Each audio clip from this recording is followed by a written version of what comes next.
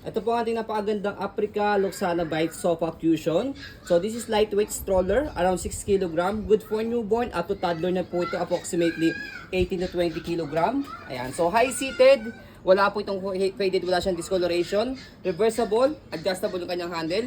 Full canopy, and then leather na po yung kanyang handle. Okay, A4 cast din po yung kanyang gulong. Ibig sabihin, later on discuss po natin siya. Okay, and then with 2 pieces bag hook na po ito as accessories po niya. Okay, so pakita natin yung details niya one by one. Ito yung kanyang canopy. So blue na blue po siya. Ito yung kanyang peekaboo. Navy blue. Ito yung kanyang loob na design.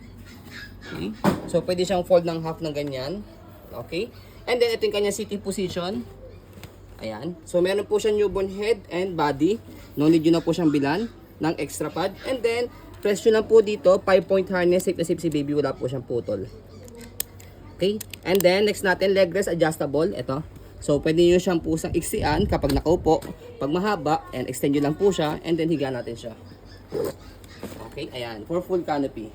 And then front handle, meron siya kasamang pad. For ano pala, newborn, fully reclined. Press nyo po dito, angat, paglalagay tatanggalin si baby. Okay, and then next natin, ayan, so ayan yung kanyang footrest, napaka na paa. Okay. And then, next natin yung kanyang gulong. So, meron na siyang stopper sa harapan para pag reverse yung handle. So, next natin yung kanyang body frame, right side. Ayan.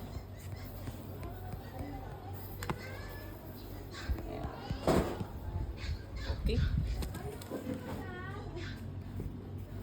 Tapos gulong sa likod, pati yung kanyang stopper. Ayan, try natin. Ayan, so okay siya. And then next natin yung kanyang basket.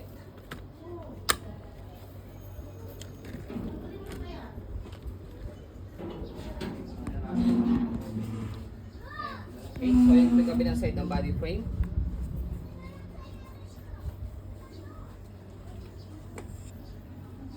Very detailed yan ha. And then next natin, ito yung kanyang handle. Ayan, leather na po siya. Latest version na po kasi po ito. 2 pieces bag hook. And then, adjustable po siya. Silver button. Presyo lang po siya left and right. Ayan. Okay. So, ayan, pakita mo to. Africa Luxana Bite Sofa Fusion. Okay. So, next natin, stroll muna natin siya na nakaharap ng ganyan. To make it sure na wala siyang problem sa kanyang mechanism. Ayan, sobrang smooth. And then, kapag ni-reverse natin siya, check nyo yung kanyang body, yung kanyang gulong sa harapan, nag-swivel na maayos. Tapos, reverse nyo lang po siya. Shoot nyo rito. As you can see, yung gulong sa harapan kanina, mag-straight siya. And then yung gulong dito, mag-swivel siya. Okay? So, ang purpose po nyo for easy maneuver, left and right. Okay? So, ayan. So, next natin sa pag-fold po sa kanya, balik lang natin yung kanyang handle. Okay?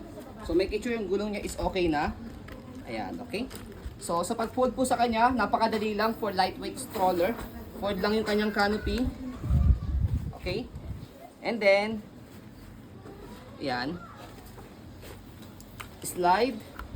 Kailangan naka-color red, press yung ilalim. Kasi kapag nakalock siya, hindi nyo mapipress yung ilalim. Slide, press, angat, and then pull down.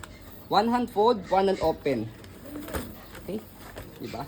And then, I forgot to sabihin, yung likod niya, airways po siya. Malamig. And then, pag in-adjust po siya for fully recline, hatakin nyo lang po siya pababa. Okay? And then, pagka naman po iupo nyo po siya, hatakin nyo po ito. Yung pinakasagad niya. Okay?